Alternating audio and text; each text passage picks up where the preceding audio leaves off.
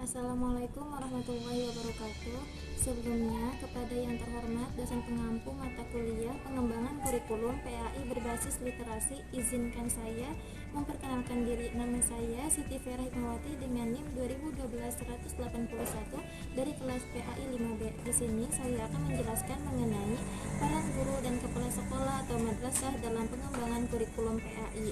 Peran guru yang mencakup pada implementers, adapters, developers, dan research. Juga pada peran kepala sekolah atau madrasah, kinerja kepala sekolah atau madrasah, tugas kepala sekolah dalam pengembangan kurikulum, dan peran kepala sekolah atau madrasah dalam pengembangan kurikulum PAI. Langsung saja, peran guru dan kepala sekolah atau madrasah dalam pengembangan kurikulum PAI. Dengan mengacu kepada uraian Murai Print sebagaimana dikutip Wina Sanjaya dalam konteks hubungan guru dan kurikulum, pengembangan kurikulum menjadi tugas penting yang harus dilaksanakan oleh semua pengembang kurikulum, termasuk guru di setiap tingkat pendidikan. Setidaknya terdapat 4 peran yang harus dilaksanakan oleh guru PAI dalam pengembangan kurikulum. Yang pertama, sebagai implementers atau pelaksana. Yang kedua, sebagai developers atau pengembang. Yang ketiga, sebagai adapters atau penyelaras. Dan sebagai research atau sebagai peneliti.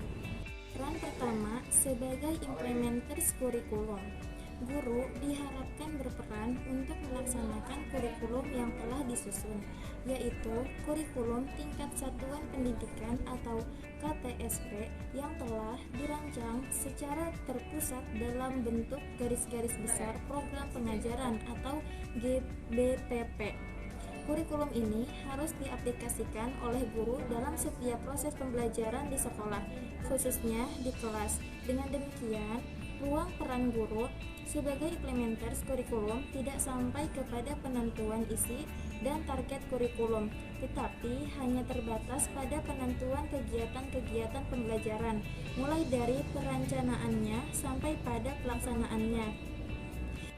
Peran yang kedua, sebagai developers kurikulum.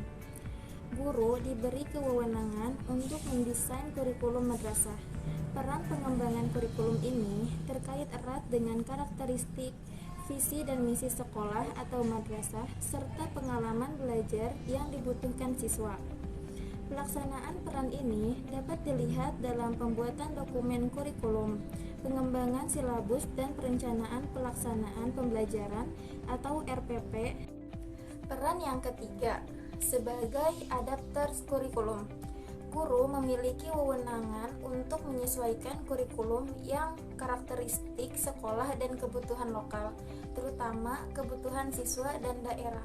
Dalam fase ini, tugas pertama seorang guru adalah memahami dengan baik karakteristik sekolahnya, lalu mengakomodir kebutuhan-kebutuhan masyarakat dan daerahnya, baru membuat desain kurikulum sekolah sesuai kebutuhan sekolah dan masyarakat lokal.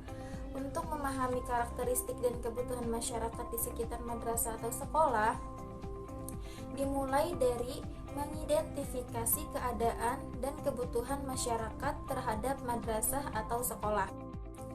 Dan peran yang terakhir, sebagai research kurikulum.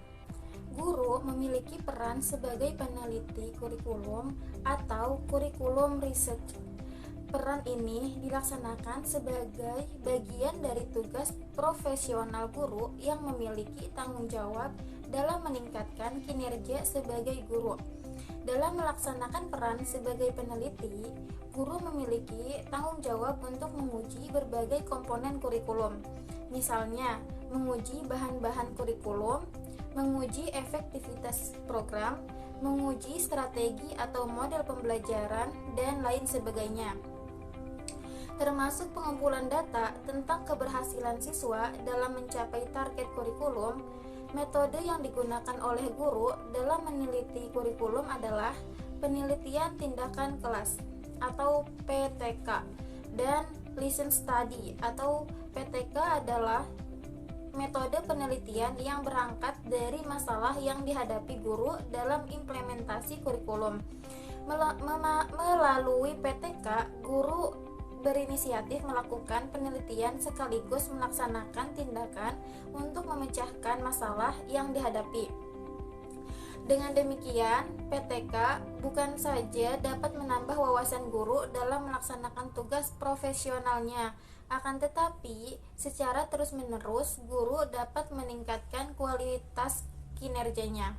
Sedangkan listen study adalah kegiatan yang dilakukan oleh seorang atau sekelompok guru yang bekerja sama dengan orang lain, baik dosen, guru mata pelajaran yang sama, atau guru satu tingkat kelas yang sama, atau guru lainnya, dalam merancang kegiatan untuk meningkatkan mutu belajar siswa dari pembelajaran yang dilakukan oleh salah seorang guru dari perencanaan pembelajaran yang dirancang bersama atau sendiri. Kemudian observasi oleh teman guru yang lain, dan setelah itu mereka melakukan refleksi bersama atas hasil pengamatan yang baru saja dilakukan. Selanjutnya, peran kepala sekolah.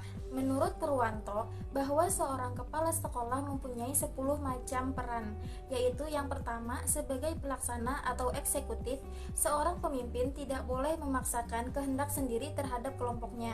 Ia harus berusaha memenuhi kehendak dan kebutuhan kelompoknya, juga program atau rencana yang telah ditetapkan bersama. Yang kedua, sebagai perencana atau planner, sebagai kepala sekolah yang baik harus pandai membuat dan menyusun perencanaan, sehingga segala sesuatu yang akan diperbuatnya akan secara sembarangan saja, tetapi segala tindakan diperhitungkan dan bertujuan. Yang ketiga, sebagai seorang ahli atau expert, ia haruslah mempunyai keahlian terutama yang berhubungan dengan tugas jabatan kepemimpinan yang dipegangnya, mengawasi hubungan antara anggota-anggota kelompok, menjaga jangan sampai menjadi perselisihan dan berusaha membangun hubungan yang harmonis. Yang keempat, mengawasi hubungan antara anggota-anggota kelompok atau control of interrelationship, menjaga jangan sampai terjadi perselisihan dan berusaha membangun hubungan yang harmonis. Yang kelima, mewakili kelompok atau grup representatif. Ia harus menyadari bahwa baik buruk tindakannya di luar kelompoknya mencerminkan baik buruk kelompok yang dipimpinnya. Keenam, bertindak sebagai pemberi ganjaran atau pujian dan hukuman. Ia harus memberhasarkan hati anggota-anggota yang bekerja dan banyak sumbangan terhadap kelompoknya. Yang ketujuh, bertindak sebagai wasit dan penengah dalam menyelesaikan perselisihan atau menerima pengaduan antara anggota-anggotanya. Ia harus dapat bertindak tegas, tidak pilih kasih atau mementingkan salah satu anggotanya. Yang kedelapan, pemegang tanggung jawab para anggota kelompoknya. Ia haruslah bertanggung jawab terhadap perbuatan-perbuatannya dari anggota-anggota yang dilakukan atas nama kelompoknya. Yang kesembilan, sebagai pencipta atau memiliki cita-cita ideologis. Seorang pemimpin hendaknya mempunyai konsepsi yang baik dan realistis, sehingga dalam menjalankan kepemimpinannya mempunyai garis yang tegas menuju ke arah yang dicita-citakannya. Dan yang terakhir, bertindak sebagai ayah atau father figure. Tindakan pemimpin terhadap anak buah atau kelompoknya hendaknya mencerminkan tindakan seorang ayah terhadap anak buahnya. Kinerja kepala sekolah atau madrasah yaitu prestasi kerja atau hasil kerja yang dicapai oleh kepala sekolah dalam melaksanakan tugas pokok. Fungsi dan tanggung jawabnya. Kinerja kepala sekolah dikatakan baik jika target atau tujuan sekolah dapat dicapai. Semua ini didukung oleh kompetensi, sikap, motivasi dari warga sekolah yang meliputi kepala sekolah, para guru, pegawai tata usaha, para siswa, dan komite sekolah. Semua bekerja dengan ketentuan yang berlaku, sehingga menghasilkan prestasi. Adapun kriteria kinerja kepala sekolah atau madrasah sebagai berikut. Yang pertama, mampu menyusun perencanaan sekolah atau madrasah. Yang kedua, mampu mengelola sarana dan prasarana sekolah atau madrasah. Yang ketiga, mampu mengelola hubungan sekolah atau madrasah dan masyarakat. Yang keempat, mampu memelihara hubungan kerjasama dengan lembaga atau instansi lain, dan yang terakhir, yang kelima, mampu mengelola administrasi sekolah dan hubungan sekolah masyarakat. Selanjutnya, tugas kepala sekolah dibagi menjadi 3, yaitu yang pertama, manajerial. Berbagai hal yang harus dilakukan oleh kepala sekolah berkenaan dengan manajerial, mulai menyusun perencanaan sekolah sehingga melakukan monitoring, evaluasi, dan laporan. Yang kedua, supervisi. Ini berkenaan dengan pengawasan yang dilakukan kepala sekolah kepada bawahannya atau semua guru dan karyawan yang berisi perencanaan program, pelaksanaan, serta tindak lanjut dari supervisi tersebut. Yang ketiga, pengembangan jiwa kewirausahaan. Ini merupakan sebagai bagian strategi untuk menciptakan kemandirian dalam keberlangsungan kegiatan sekolah melalui kegiatan-kegiatan kewirausahaan, mulai dari menciptakan inovasi, pengembangan sekolah, hingga pengelolaan kegiatan produktif atau produksi. Peranan kepala sekolah dalam menggerakkan kehidupan sekolah sangatlah penting. Maka dari itu, ada 2 hal yang perlu diperhatikan dalam rumusan tersebut. Yang pertama, kepala sekolah berperan sebagai kekuatan sentral yang menjadi kekuatan penggerak kehidupan sekolah. Yang kedua, kepala sekolah harus memahami tugas dan fungsi mereka demi keberhasilan sekolah, serta memiliki kepedulian kepada staf dan siswa. Sesuai dengan ciri-ciri sekolah sebagai organisasi yang bersifat kompleks dan unik, tugas dan fungsi kepala sekolah harusnya dilihat dari berbagai sudut pandang.